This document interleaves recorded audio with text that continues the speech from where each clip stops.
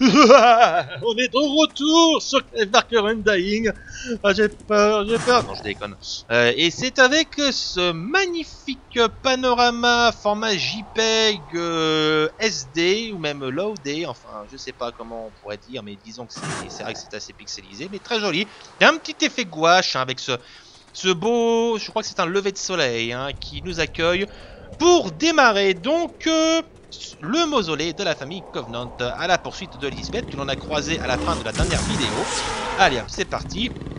Elle a toujours hein, avec le combiné canon du Tibet ectoplasme, hein, le canon du Tibet qui s'il n'achève pas les ennemis au moins les ralentit et les ectoplasmes pour finir le boulot.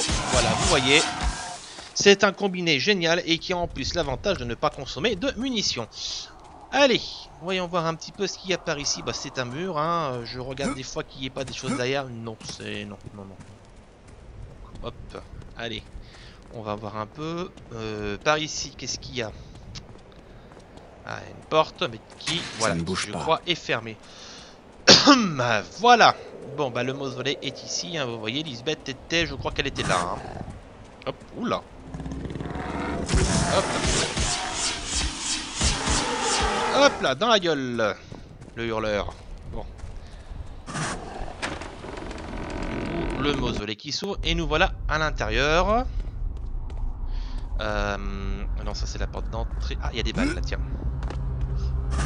Je ne peux pas prendre, visiblement. Non, bah ça veut dire que les munitions du flingue sont prêtes. Sont pleines, pardon. Ouais, 4 sur 116, 120, oui c'est ça, ça fait le compte.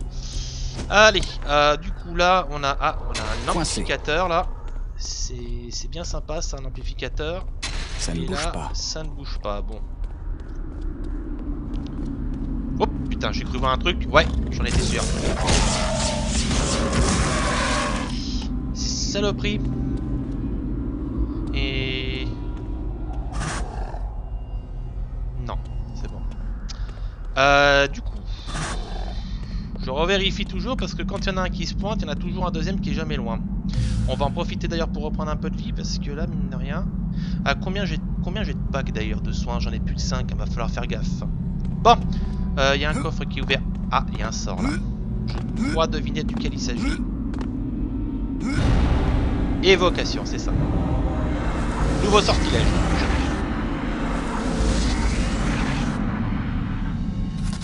Hop. Et tout de suite, un petit peu de lecture pour vous.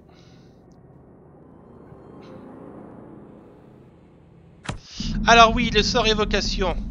Bon bah déjà, rien que le nom devrait vous donner un indice sur son utilité, à défaut d'avoir lu la description du journal. Donc le sort évocation, je vais vous en faire une petite démonstration tout de suite, avec l'un de ces deux salopards là. Allez hop. Voilà, hop là. On ramène une créature. Et elle va se battre pour vous. Vous voyez, hop, elle s'en prend à son copain. Alors, si vous avez lu les indications du journal, il est dit effectivement que la créature a potentiellement la possibilité de se retourner contre vous. Donc effectivement, il faut faire très attention quand on utilise ce sort. Parce que vous avez une chance sur deux pour qu'il ait l'effet exactement inverse. Qui ramène la créature que vous venez de buter à la vie et que vous soyez obligé de la rebuter à nouveau. Accessoirement, ce sort a une deuxième utilité que nous devrions découvrir d'ici peu de temps. Qui n'est pas référencée d'ailleurs dans le journal. Mais qui est extrêmement utile pour la suite des événements. Alors, on va aller tout de suite ici. Je sais pas si c'est là qu'on rencontre ce type d'ennemi, mais si c'est le cas, c'est là que le sort d'évocation va trouver véritablement une utilité importante. Hop là.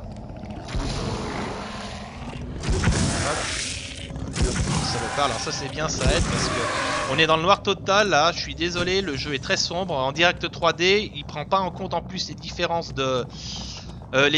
luminosité, donc j'espère que ça ne vous gênera pas. Sinon, bah écoutez les prochaines vidéos. Ah voilà, alors attendez, je m'interromps. Vous voyez les squelettes là? Sort d'évocation, hop là. Allez, pareil pour le deuxième déco aussi, faut faire vite parce que en plus je ne vois rien. Oh là, je suis où là? Je suis perdu. Ah là, voilà, ça y est, je me retrouve, Attention les yeux. Pas encore utilisable. Merde. Voilà. Oh, putain, et en plus il utilise le sort à plein pot. Alors, oui, donc je disais vite fait, hein, au niveau technique, si jamais vous trouvez les vidéos trop sombres, bah écoutez, j'essaierai de les améliorer avec l'éditeur YouTube pour que ce soit un peu plus clair. Mais malheureusement, Direct 3D, là, a un peu de mal avec ça. Oui, du coup, donc le sort d'évocation, comme vous avez pu le voir, et je reviens sur mes pas, je suis paumé, c'est la gloire. Le sort d'évocation permet donc de vous débarrasser des squelettes. Alors pourquoi j'utilise ce sort et pas une arme? Et bah tout simplement parce que si vous utilisez une arme conventionnelle, les squelettes reviennent à la vie. Et vous pourchassent indéfiniment. Et comme ils sont particulièrement chiants, ils vous balancent des pierres à la gueule. Et en plus, ils attaquent aussi au corps à corps. Donc ils sont vraiment très pénibles. C'est vraiment la seule manière de vous en débarrasser. Donc je vais choper des amplificateurs. Donc je vais améliorer le sort d'évocation. Alors, j'en ai chopé 3 des amplificateurs. J'en suis à combien là? L'ectoplasme 3. Le brise-barrière, pour le moment on va pas s'en servir du brise-barrière, donc je vais garder mes amplificateurs pour plus tard. Je pense que 3 déjà dans l'évocation, ça devrait un petit peu aider. Donc voilà, ça c'est la petite subtilité de ce sort, hein, et croyez-moi que ça facilite considérablement les choses, parce que les squelettes font très mal, comme je viens de le dire. Et ils sont aussi bien capables d'attaquer au corps à corps qu'à distance, en sachant qu'en plus à distance ils sont très précis. Allez, on continue à avancer. T'as encore un squelette. Par contre là, avec effectivement le manque de visibilité, bon bah c'est pas grave, je vais pas me les faire. Ah en plus on est à la fin, c'est parfait, voilà. Je m'épargne un effort. Bon, je vais juste voir si l'amélioration du sort, parce que je me souviens plus. Voilà, il y en a un là. Oui voilà, vous voyez, en améliorant le sort, je réduis également le coût de consommation de mon évocation. Avant, si vous avez vu, elle en coûtait 100. C'est-à-dire qu'elle pompait vraiment toute ma mana. Là, elle en coûte plus que 50. Donc je pense que les améliorations par amplification réduisent la quantité de mana utilisée à hauteur de 25. Je pense qu'après, c'est une théorie. Comme je vous ai dit, hein, je me souviens plus tellement. Puis bon, le sort d'évocation, le souci c'est que, à part cette partie avec des squelettes, bah, je m'en sers pas beaucoup dans le jeu. Donc voilà. Et là, pour le coup, c'est vrai qu'elle est très utile. Là, je peux pas m'en servir. Voilà, les pierres. Il lance ce salopard. Et voilà. Voilà, alors, oui, ici, je crois qu'il y a il y a un tatouage ésotérique à trouver. Hein. Alors, attendez, parce que je cherche. Il n'est pas là. Je sais qu'il est en hauteur. Il faut juste que je trouve où.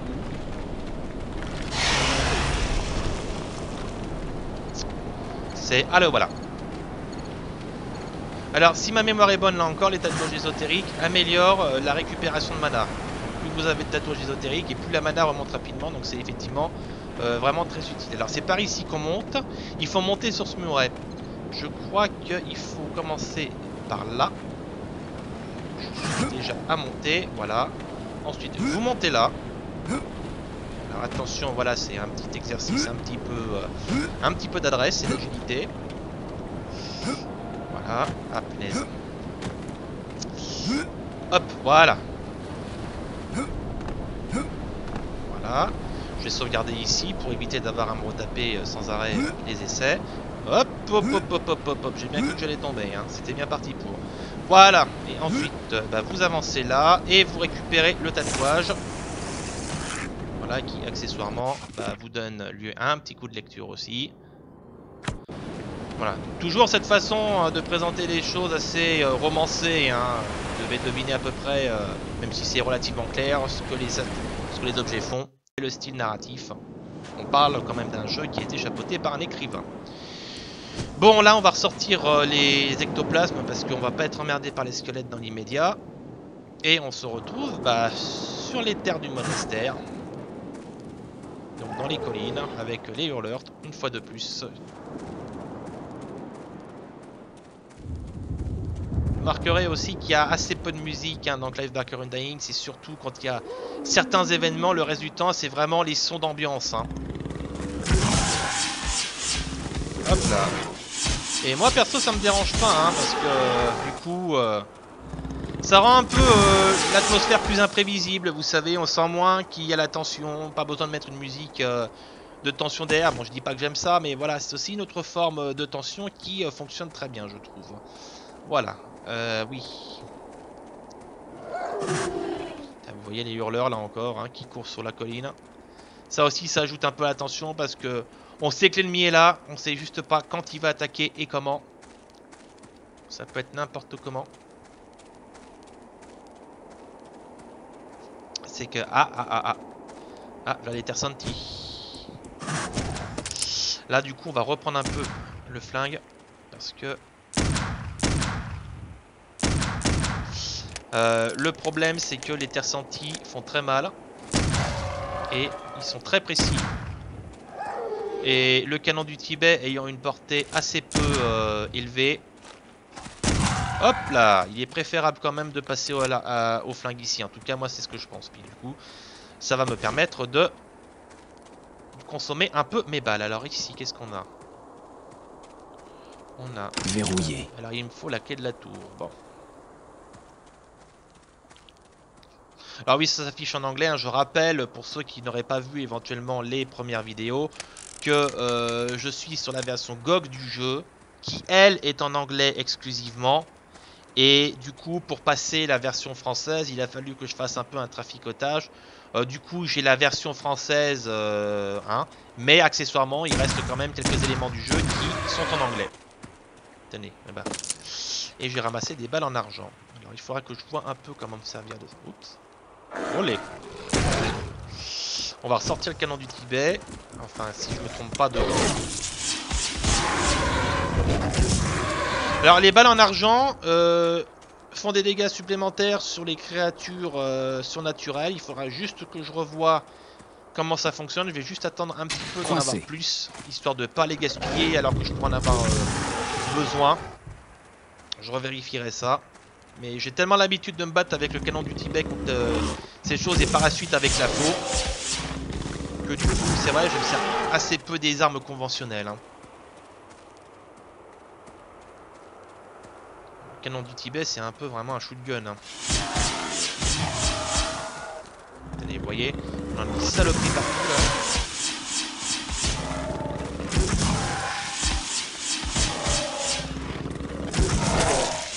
Ah oui, en plus ils ont des couleurs différentes. Alors j'ai supposé pendant un certain temps, et bon je me pose toujours un peu la question, que les hurleurs en fait, la couleur des hurleurs détermine leur puissance.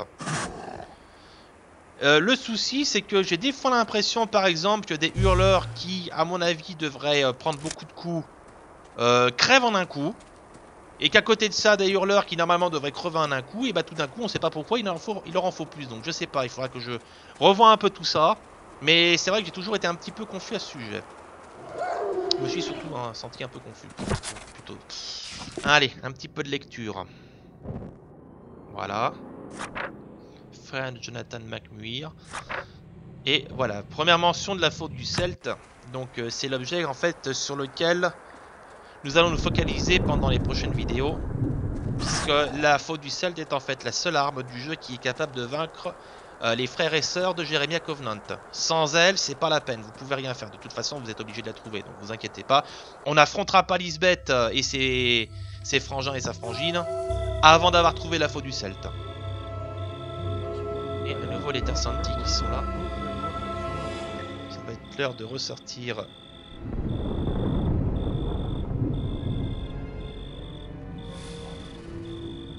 ressortir un coup les flingues.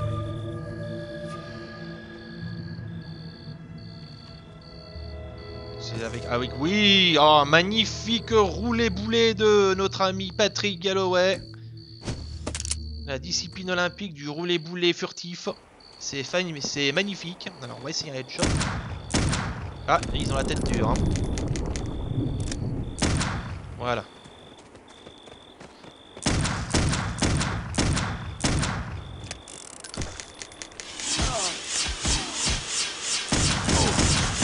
Voilà. Et j'ai la clé de la tour en plus, parfait. Je fais juste un petit tour quand même dans les environs, mais ouais. Parce qu'il me semble qu'en fait ici on peut rentrer dans la grange. Coincé. Ça ne veut pas. On peut rentrer ici dans la grange et bah non, apparemment pas dans l'immédiat. Coincé. Alors c'est peut-être un peu plus tard. Bon, oula. Il y en a qui veulent la revanche. C'est gentil de pas bouger. Ah putain, ils ont la tête dure, hein, ces fumiers. Hein. Je vous trouverai en enfer. Ouais. C'est marrant parce qu'en fait, quand ils disent ça, là, leur taunt, on va dire, pour varier un peu les voix, ils reprennent le même et ils changent juste le pitch de la voix. Donc vous avez des mecs qui parlent en mode schtroumpf et d'autres qui parlent. Donc ça fait un peu zarbe aux oreilles quand même, mais c'est assez rigolo. Du coup, bah, la clé de la tour, bah, c'est pour là. Notre ami la tour. Allez hop. Zouf. Bonjour. C'est vite. Hop. Merde, putain, à chaque fois je me trompe. Oula, attention.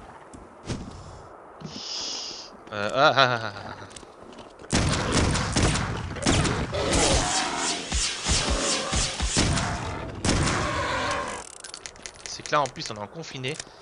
Ça me saoule un peu de bousiller des munitions de flingue contre ces salopards, mais bon. Voilà.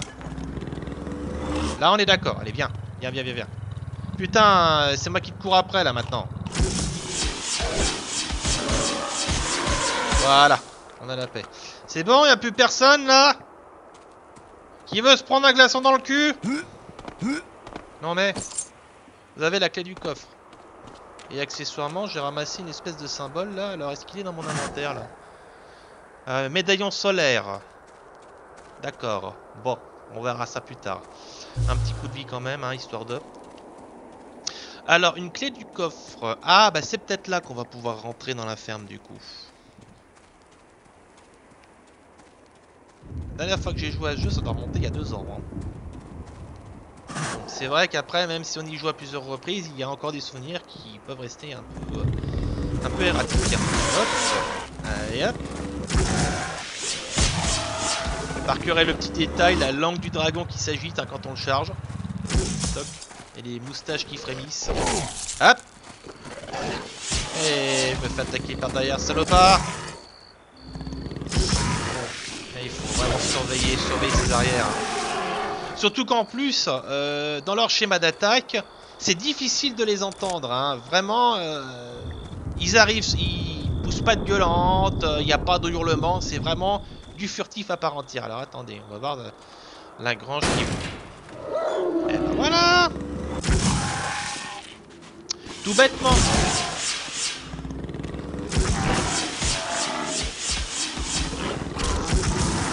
Oh putain, oh merde, j'ai buté l'âne. Oh non, bourriquet, putain.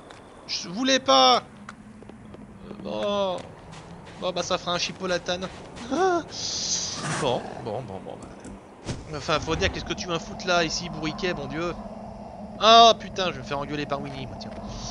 Ah putain. Ouh, celui-là, tu l'as ramassé dans la gueule. Bah voilà, je t'ai vengé, bourriquet. Je t'ai vengé.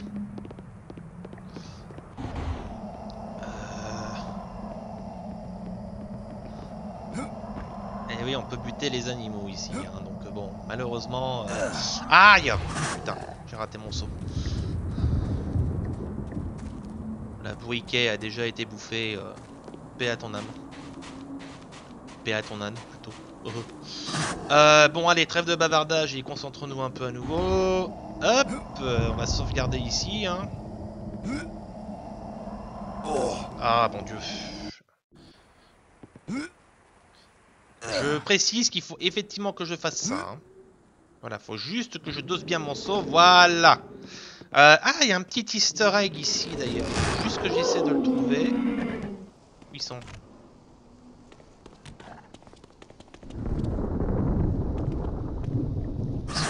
Où ils sont.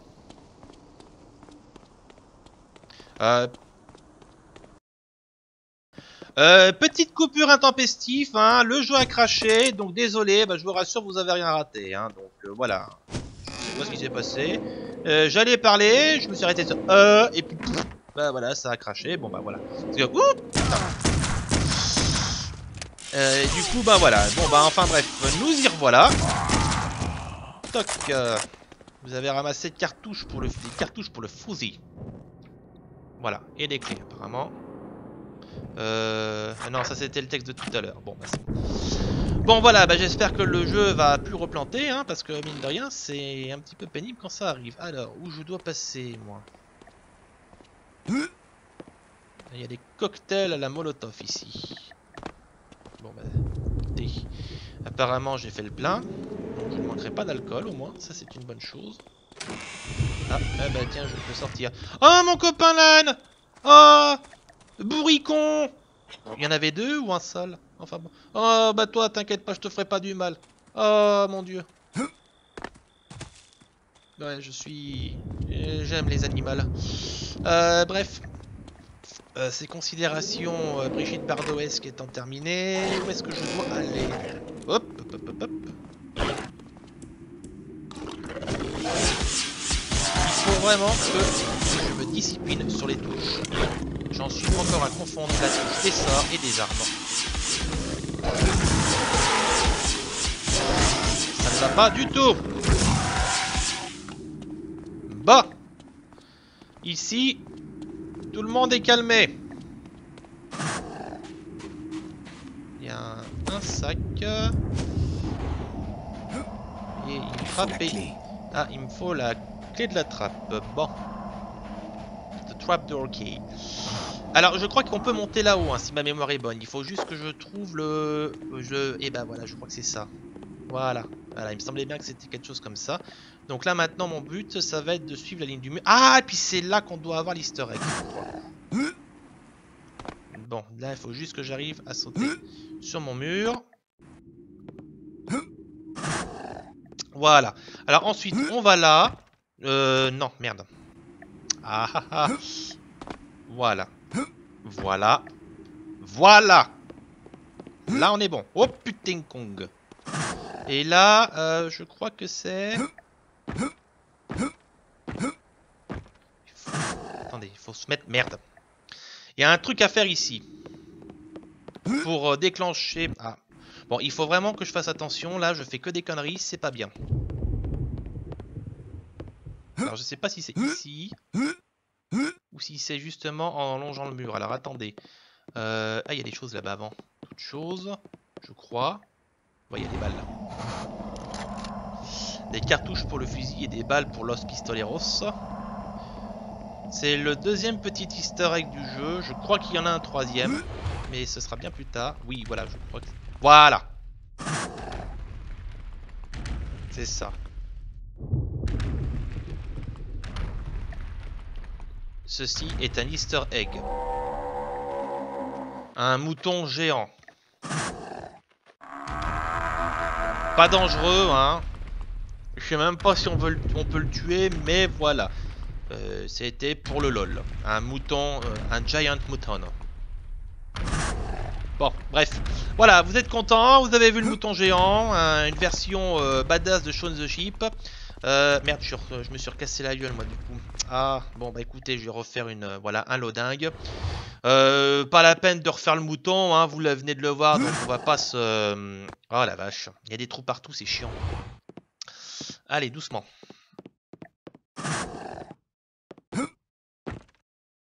Ah, de Dieu! Ah putain, en plus j'ai sauvegardé. Ah le con, ah le fail. Ah, ah, ah, ah. Bon. Allez. De la doigté, de la douceur. Hein.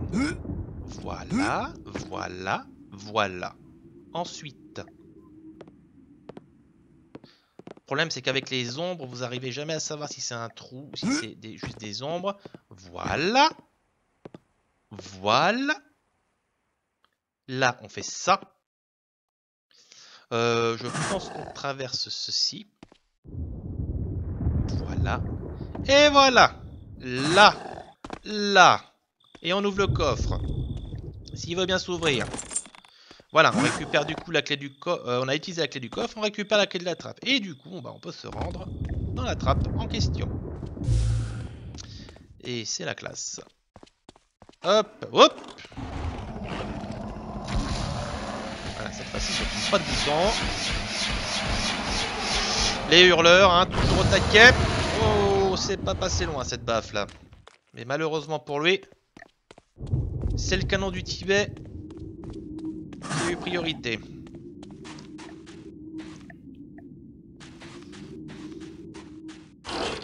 Hop. Et on descend. Oh lolololo.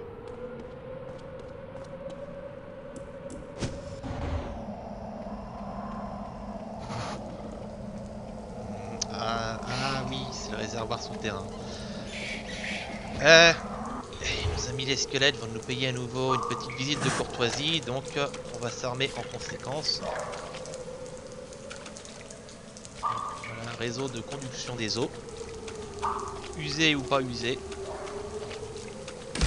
Hop, tenez. Putain, il dégage d'un seul coup là. J'ai bien fait de l'améliorer lui, hein. On va attendre un petit peu. Parce qu'il y en a d'autres à mon avis qui vont venir et ce serait pas plus mal d'être armé en conséquence.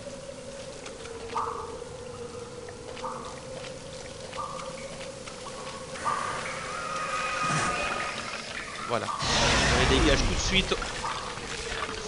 Faites-le tout de suite, hein. Ou pendant qu'ils sont en train de se dépêtrer de leur tas d'ossements là. Dès que vous voyez que la petite icône passe au bleu, pan. Vous les séchez comme des pruneaux. Alors ça, oui, bah, il vaut mieux pas plonger au fond, hein. C'est très mauvais pour la santé, comme vous pouvez vous en douter. Et là, le réseau de catacombes à nouveau. Avec, on entend nos copains les hurleurs. Qui sont au-dessus, vous voyez. Là aussi, ça contribue bien à vous mettre sur les nerfs. En plus, vous avez les chauves-souris qui virevoltent, alors vous savez pas si c'est les hurleurs qui courent vers vous ou pas. C'est assez prenant encore aujourd'hui, hein, ça fonctionne. Voilà. Bon, on est sorti des catacombes et nous allons arriver au monastère. Voilà. Enfin, du moins ce qu'il en reste. Mais rassurez-vous, on va avoir l'occasion de le visiter à une époque où il était intact et pleinement fonctionnel. On va se la jouer un peu au Ocarina of Time là.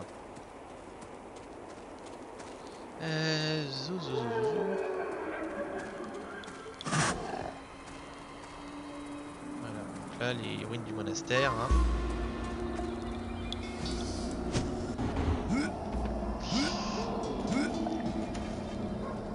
Là il faut que je trouve le moyen de monter. Oh putain! Et les hurleurs.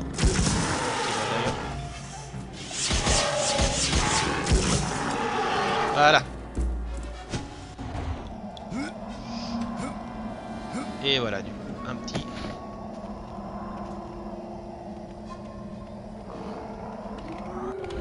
Voilà.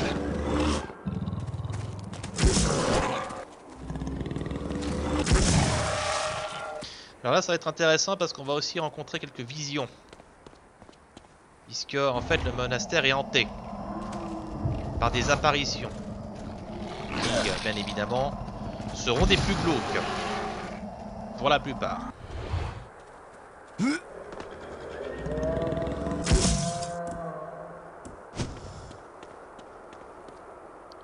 là, je vais peut-être sortir le scry. Tenez. Voilà. 2 moines en plein conciliabule.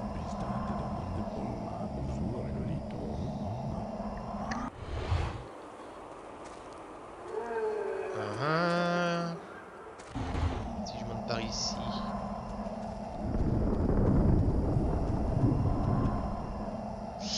Là il y a les hurleurs. Je crois qu'il y a des choses là-bas. Oh, il y a des hurleurs partout là.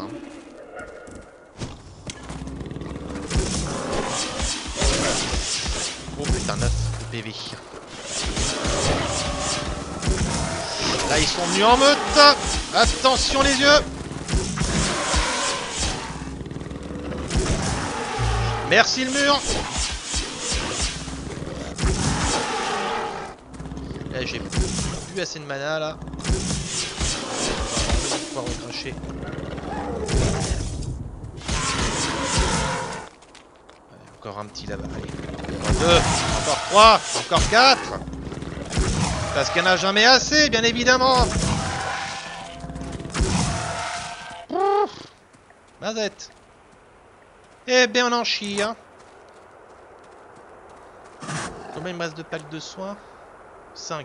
On se tient, on se tient, on se tient. On se tient. Et une petite sauvegarde là, parce que là, j'ai pas envie de te me retaper le combat. Hein. On l'a bien négocié, hein, à une baffe près. Ici, on a encore... bah parfait, encore un pack de soins, c'est très bien. Bonjour.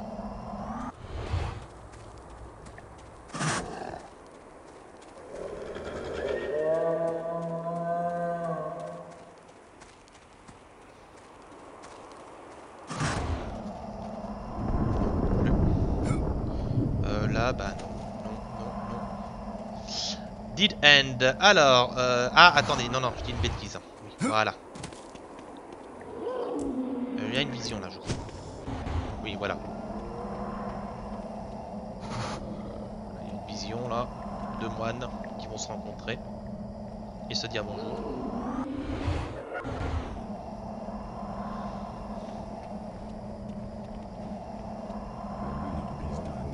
Voilà, qui commence à parler. Des moines, hein. Des moines, oui, mais des panzani. Alors, ce qui est intéressant au sujet de l'antévision, c'est qu'en fait, bon, elle sert fugacement en temps normal, mais pour certaines visions, elle s'étend d'elle-même. Donc, si vous avez une vision, par exemple, qui est cruciale, l'antévision étendra son temps d'utilisation automatiquement pour que vous puissiez avoir l'ensemble de la vision sans avoir à toutes les 5 minutes... la réactiver. Bien. Alors, du coup... Voilà. On est maintenant dans les ruines du monastère à proprement parler. Je pense que nous allons interrompre la vidéo ici et que je vous réserve du coup la suite des événements pour la prochaine. Donc voilà, c'était la 3e vidéo de Clivebacker Undying. J'espère que ce let's play vous plaît toujours autant. Et croyez-moi, il y a encore pas mal de choses à voir et pas mal d'horreurs à venir. Donc n'hésitez pas à rester. Je vais continuer ce let's play avec toujours autant de plaisir. Donc je vous retrouve sur Gaming Highway pour une prochaine vidéo. A très bientôt à tous et à toutes. Salut, salut!